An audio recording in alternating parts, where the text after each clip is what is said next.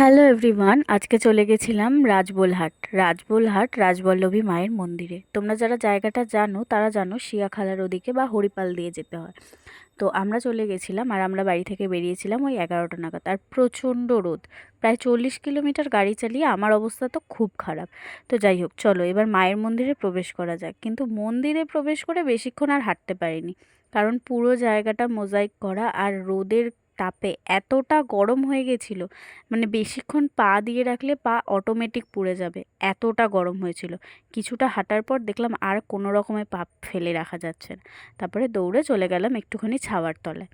তো সেখানে গিয়ে দেখলাম মাকে দর্শন করার জন্য খোলা আছে, আর প্রায় সারাদিনই মন্দির খোলা থাকে, তাই দর্শন করা নিয়ে কোনো সমস্যা হবে না। কিন্তু তোমরা যারা ভোগ খেতে চাইবে তাদের কিন্তু দুটোর মধ্যে মাস্ট পৌঁছাতে হবে, কারণ আমি যতদূর দেখলাম যে লাস্ট ভোগ 2টো অবধি ওরা খাওয়ায়।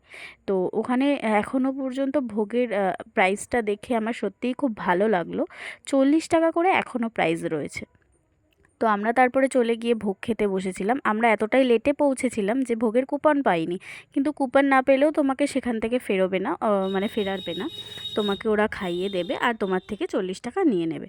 তো আমি তো জানতাম না মায়ের ভোগে মাছ থাকে, তো আমি খুব অবাক হয়েছিলাম মায়ের ভোগে কাটা পেয়ে। তারপর যখন মাকে জিজ্ঞাসা করলাম, মা কাটা?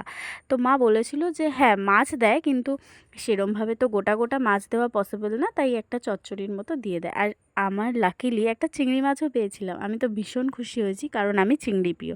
আর লাস্টে ছিল পায়েস, ভাত ডাল একটা ঘন্ট আর পায়েস। লাস্টে মাকে দর্শন করে বাড়ি ফিরে এলাম।